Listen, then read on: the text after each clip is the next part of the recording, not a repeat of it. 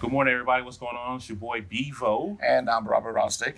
and thanks for tuning in to this week's episode of Raising Unmanageables. Robert Rossick is episode 56. Number 56, yes. And we actually have a conversation planned out today that should be a very interesting conversation. So, However, every time we plan something, it always goes a little different than what we plan. well, we have enough plugs so the light shouldn't go out, and the fan is running over here. Yeah, but we I need to just silence I that. think that'll be taken care of here Yeah, shortly. yeah, that'll be So, silenced. thank you for tuning in. Raising Unmanageables, episode 56. This is the place to be if you are a creative. And you want to learn all about creativity and the business of being a creative. And becoming a better creative and learn how to tell your story as a creative. Much more better. Anyway, let's get into this conversation. And as always, prior to the conversation, Mason Guerin is producing this show, and we have 2 additional people on set today. Well, there's 3 additional people. One of them is your wife, so I can't believe you forgot that. But I'm No, she's not on set. She's about Gopher Scholarship, and this is about Gopher Business. Oh, so the set is right here. Yes, yeah, we have a set right in front of us. So Okay. we have, Cool. So we still have Mason Guerin, who's about to be manning the station here shortly. We have again Alex, and if I say her last name, just tell me again. spell it. Zadarozny. See, Alex Zadarozny. Zadarozny. And we have Brittany Blake. Brittany Blake Yeah, from AXO. from AXO. You know what is AXO stands for? A- Afro Afro Cultural Showcase. Anyway, these guys are trying to get to nationals in their competition of art, Mhm. and in Detroit. And is it this week? Next week? Thursday. It'll be this week. Okay. Okay, great. So AXO. Okay. And you know what? I don't think we actually have the camera running on here. The microphone, is the microphone on? It probably needs to be on. You probably can't even hear us right now. So Uh-oh. while we get some microphone action happening on the podcast situation, hopefully they're able to hear us now. Okay, so we Let's go get to to our conversation. So speaking about art, Robert Rossi, yes, sir. and art is usually done by creatives Yeah, and creative type people. this whole thing. Yes, creative and creative type people. You're right. Correct. So I want to talk about, and I want to introduce this thought process of, I think creativity, artists, everyone that falls underneath that construct, that category, Mm-hmm. we should be in most conversations, most business conversations, most conversations that are changing the world. We should be in those conversations first and as soon as possible. Well, let's set it up. All right. Business comes up with a plan to say, okay, we want to change our direction. Mhm. That's what it is. We want to change our direction. Call the creative people up and say, the creative business people, and call them up and say, look, we want to change our direction. Business people start talking about changing their direction. What happens after that? How is it that we, as creative, need to be in that room? Well, I think we should be in that room first. I think we should be in that room as soon as there's a decision made to change directions, to start thinking about what part of the industry they want to talk to, what target market they want to talk to. Mhm. I think the creative should be in that room as soon as possible. So how is it done now? Right now, a lot of the times, the in different industries, it's we're not performing well, or we want to change some things about what we're doing. So let's just get our top people in a room and start thinking about ways that we can start changing. And these are the business people. Right. So these are the left brain people. Mhm. And they want to get in there and they want to figure out ways to reach whatever demographic, whatever population, whatever group they want to meet. They want to present their idea to. Right. So they start talking, they start having a conversation. Mhm. And then what happens? And then after that point, somewhere down the road, then the creatives get called in. It's either the agency or that designer or that photographer or whoever is going to help articulate the visual aspect of that idea. Then we get called in. But I think it should be the other way around. We should be at the top. Why is it that we're not called in now? Why is it that it's the other way around? Why is it that when the business people get in that room and start talking about the changes or the demographics or the audience they want to reach, why is it now that we're not in that room?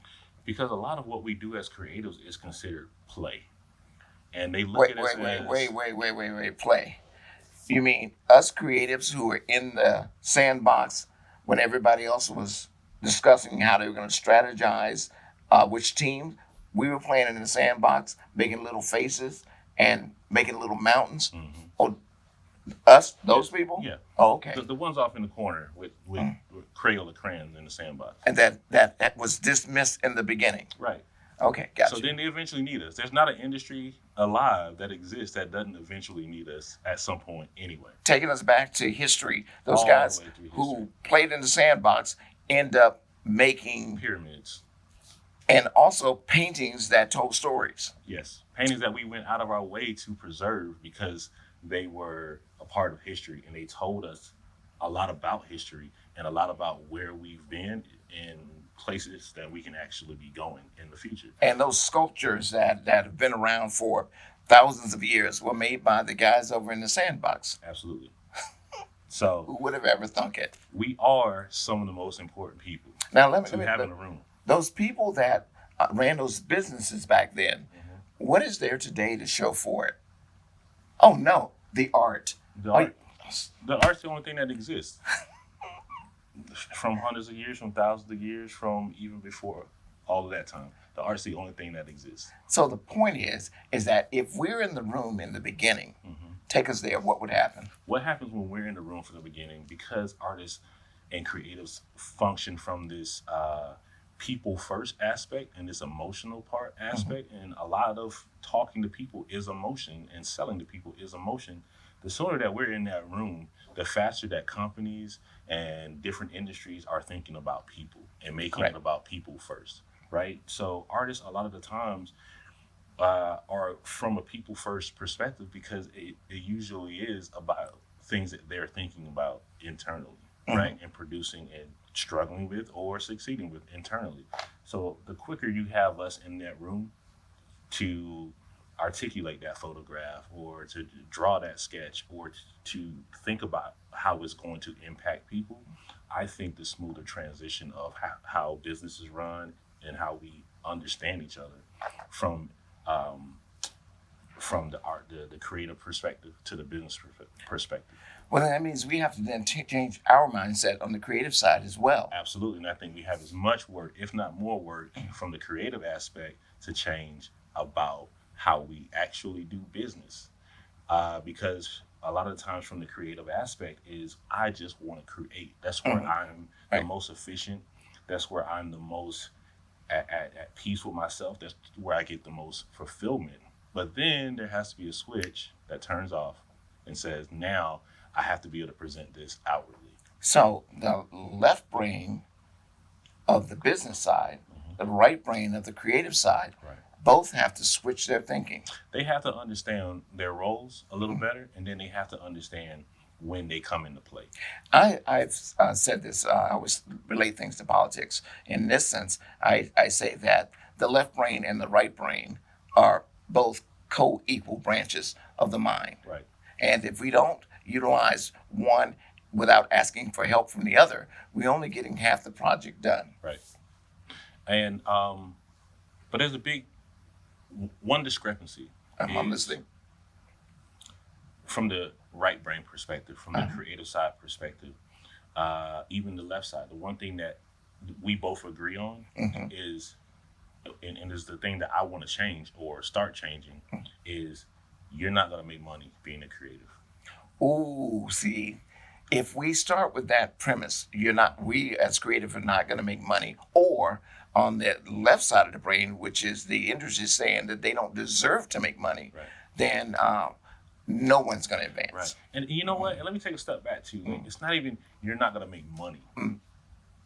You're not going to make a living being a creative, right? Which means like you're not going to be able to take care of yourself, survive to live, feed yourself, you know what I mean? You're not going to be able to do the natural functions it takes to be, because you're going down that path of wanting to be a creative. And that's the part I want to change, because as soon as you tell someone that, all these other ideas pop into their mind of what their life is supposed to be versus what they think their life should be. The pathway to failure is so easy. All you have to do is get on a slope, run some grease or some soap down that slope, and you are down at the bottom of the hill in no time. The pathway to success is actually equally as what do I want to say? It's equally as challenging to get to the top and get something out of it as it is to slide down to the bottom and hurt yourself. Here's what I mean by that. I know it's sort of convoluted, but what I'm saying to that is that people spend their mental energy, and which we discount as energy, talking about how we can fail. And that mental energy is a lot of energy wasted. Whereas the positive side of succeeding, you're actually doing with very little mental assertment. You're just actually doing, and the more you do, the more you create. The more you create, the more you succeed. Right. Now, that whole little thing that I just said, going around all of that, is to say that you belong in the room. As long as your mindset says you belong in the room, you'll start thinking like you belong in the room. Right. And we were asked earlier today if artists, if creatives are afraid to be in the room. That's where I was And leading. the key word is afraid. Oh yeah, Right? absolutely. And I think that goes back and forth. Creatives are afraid to be in the room doing business things, and business people are afraid to be in the room with creatives. They just don't understand each other. So, I stated earlier, my whole mission at this point is to make sure that those lines get quickly blurred, right? And there's not distinctions between them anymore. But I was thinking with your sliding down the hill analogy,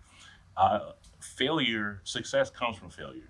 Sure. And failure is looked at going down, and success is looked at going up. There's no way you can get up here without sliding down the hill first. So Sure. I did like that analogy. That was pretty. That was a good one, Robert. We just need to make sure that we spend our energy doing things. Absolutely. And when we talk about creatives and business people getting together, the idea about when people get together, they share ideas. Business people are very creative. They have to figure out how to make that bottom line bigger, how to get more revenue into their coffers. Right. Creative people have to figure out how to take your idea and make it into something that communicates. Right. And- And communicates with emotion. And with emotion, absolutely. In order to get people, to persuade people to do whatever action it is you're calling for them to do. And in saying that, when both when both people, creative and business, they get into the same room, they then begin to share creativity, both sides, and creativity and logic about how to proceed more with business. Because the moment a creative comes up and says, and you've been in that room, says, okay, we want to do all of this, and you as the creative going like, okay, that's going to take this amount of money. All of a sudden, the business person quickly backs down Right. and says, well, we can't do that Right. because that's going to cost us too much money. Right. And too much time and too much effort. So the creative needs to be there in order to put things in check and balances so that you're not spending money that you don't need to spend. Well- But then at the same time being effective. I think there's a step for creatives to understand before we even enter into the room, right? And I think that step, a lot of the times, is the argument, and we even had a part of it here, was you can't, and we can talk about it more later, but you can't put creativity into a 9 to 5. Oh yeah, yeah. Right? And you can't force an artist to paint on a schedule. Oh, absolutely, I You agree. can't. So some creativity, we look at creativity as a thing that can't be structured or bottled up. And so I agree. But then there's times where you have to think of you as a creative, as a person who, once I'm in my space, that's my space, that's my own time. But then I can be in other spaces and I can start to help in other spaces, but I have to come out of that production brain, that physical creating brain. So now I'm taking everything I've learned by producing my work and now take it and articulate that into the business side of the house, right? So what I do, I grew up as a creative, I grew up as an artist, then I took the path as being a graphic designer. But now I have to go into rooms with people who don't understand what it is that I do as a creative. Correct. But I have to understand how to talk to them and how to get them around to what I'm actually doing and why they need to be talking to me first or quickly or soon in their process before they figured out how to run this whole idea and then just bring me in to produce their website, and now they need a logo and all these other things, when it's much more they need. There's much more problem solving they need at the top of any solution of any idea. Then they need help with putting the pieces together. The this whole process about being in the room, it sounds a lot more complicated than it actually is. Meaning that if you and I get in a room and you're the money side, you're the business side, and you have a product to push out there, and I'm the creative, and I'm in that room, and you say, how Robert, how do I reach a demographics of, let's say, Hispanic people or Black people who have an income of 125,000, and you're in that room. What country is this? These are, I mean, Did we finally build Wakanda, or no. what country does Black people make $100,000? This is the 35 Black people in America. Oh, okay. That's who we're trying to reach. Okay, Because I'm just making sure I knew what country we were in. actually, there's a lot of Black people that got a lot of money. A lot of Hispanics got a lot of money, but we're not reaching them. Okay. So, but you need to reach them with your product, and your product is good. And if you talk among yourselves, Right. and you're all, let's just say you're all white, and nothing against white men or women or anything, you're No. all white men in a room, or you're all Black men in a room, and you're trying to reach white people, or but in this case, you're trying to reach Hispanic and or Black or brown people, and all of you are the same ilk, same upbringing, same everything, and you say that you want to do this, you are not going to succeed unless you bring in a creative that can help you with that. It won't be heartfelt either, like what you're trying to achieve. And a lot of times, and so the way they kind of skirt this is, by the time it does get down to the creative department and the creative agencies, then sometimes the creative agencies will, now we need to hire a woman because Yeah, you know there you what go. I mean? Because all the dudes on the team don't want to work on the tampon campaign, right? So, but that should be the point at the beginning. In the beginning, that's correct. Right? There should be diversity and women at the top of that conversation, and then maybe deciding who's working on that piece of business as well.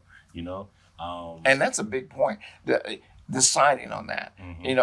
If we were talking about feminine products, and you got say a bunch of guys, no matter what nationality, race, or creed, and even if they're from the South Pole, they ain't got one iota understanding of the reality of what it takes in order to be a woman. No. So why is it that a man is determining who is going to be working on this campaign rather than a woman who is sensible to this, deciding what are the women out there that can bring about the message of this product Right. to reach more people? Right. And from a bigger point too, but I'm gonna shoot it over to Mason. Actually, if you can, before you start talking, just to make sure we get on microphone, just walk a little closer to it, please. Thank you very Okay. much. I kind of wanted to circle back to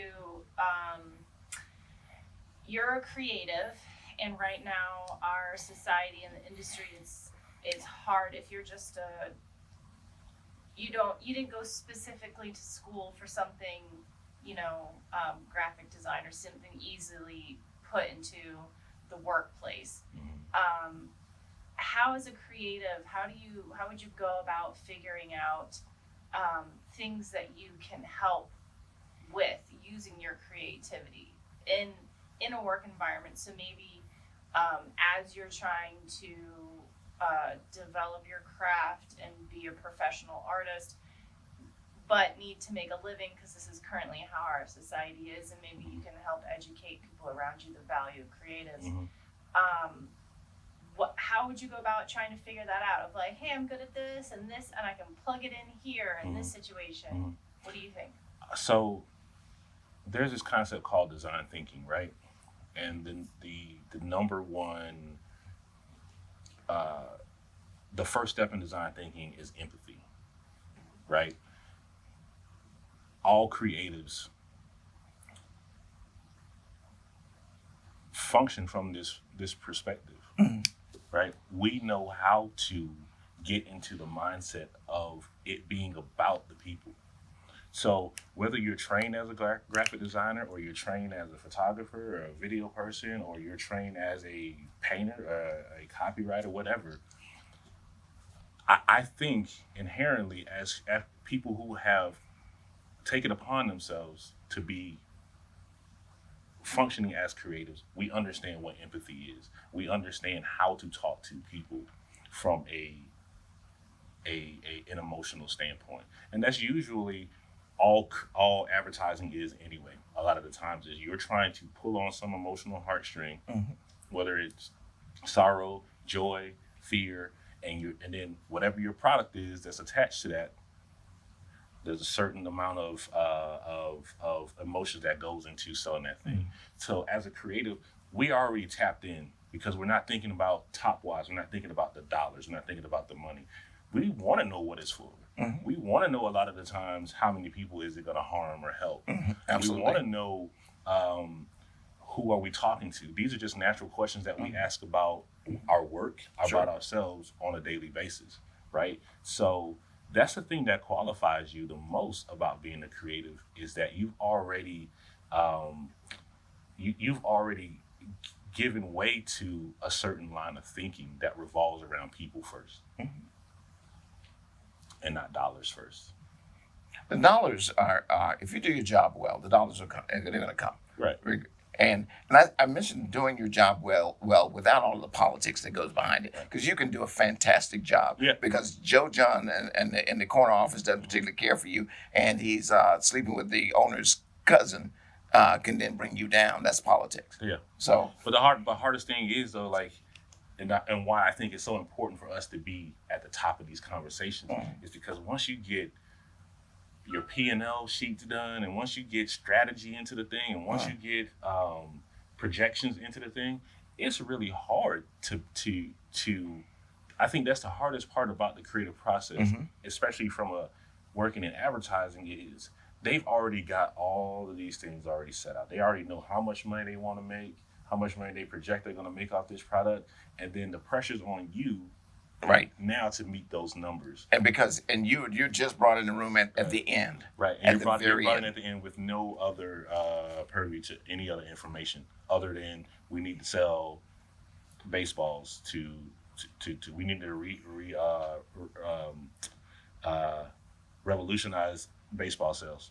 Or here's a little thing I copied off Pinterest. Go make it happen. Right. Yeah. So so like I say, the moral of the story for me is the faster that we even adopt the idea of being creative, and we take ourselves out of this mindset of we're not going to make money, or we're not going to be able to make a living, and we are just as important as the people who are hiring us, or the people who are doing top level thinking.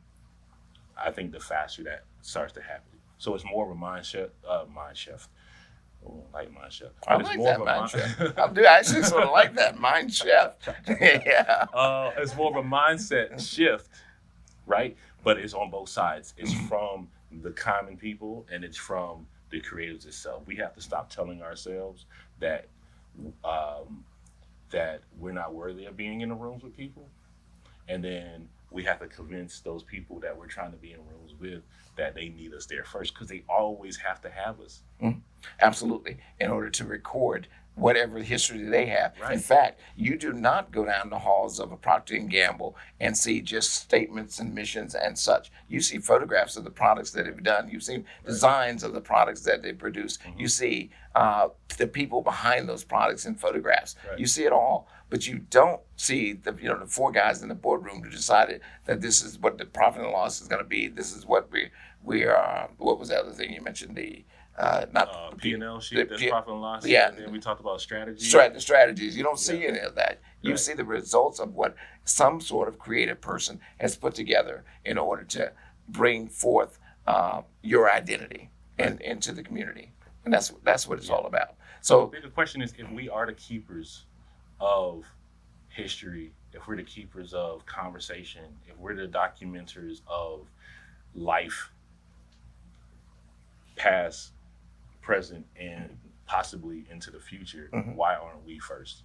And why don't we think of ourselves as first? Well, I don't necessarily even have to think of myself as first. I know where you're going, but I just want to make sure that I understand that I'm deserving of being in that room, Sure. and I'm no less Right. than the people that are already there. But I think to be deserving of being in that room, and we talked about this, Mason and I on the way here, is she was talking about how listening to this German writer, I think, psychologist, and for men to succeed, we have to shoot beyond the Oh, target. absolutely, Right. I get that. So to be able to hit a target miles away, you have to shoot over the top of the target Mhm. for it to bend down. So if we shoot at the target, we miss the target. So to be able to hit the target, you have to shoot past it, right? So we need to be first. We need to be important. And what I mean by first is to ourselves. Sure. And we need to walk into spaces knowing that whether it's me or you, whoever it's going to be as a creative, you're going to need one of us. Mhm. And you need to understand that that's an important thing, an important step in your process. Sounds like a perfect plan to me. Absolutely. And which means to get out of the mindset of just doing your job and realize that you are the job. Absolutely. So, do we have any questions or comments, statements We have one here from Kim. from Kim Rosty? You've referenced big companies. What about upstarts and small businesses? Still Yeah. the same approach. It's very much so. the Oh, same it's approach. definitely the same It's approach. very much so the same approach. So with the small businesses, you have to be in the room with them Right. because if you leave people to their own ideas when that is not their job. What it is that they're going to be met with brick walls and frustration. That's absolutely right. And what startups tend to do 100% of the time is fundraise as fast as possible. So they're thinking about what's the best way for me to get as much money as possible so that I can keep my dream alive, right? Well, one of the best ways is to be able to articulate the dream. So get people who can articulate that dream for you in outside of a spreadsheet, no offense to spreadsheets, but outside of a pie chart, but with actual human reference and actual human effect and human cause, and as soon as possible, right? But we look at creatives as, well, we don't need them yet because we're not ready to do a website. Yeah. And then when they're ready to do a website, it's like, well, just throw me something together. Well, what is it that you were looking for? Right. What is it? Where have you gotten to so far? What is your message? What is your vision? Who are you? Well, no, I just need a website.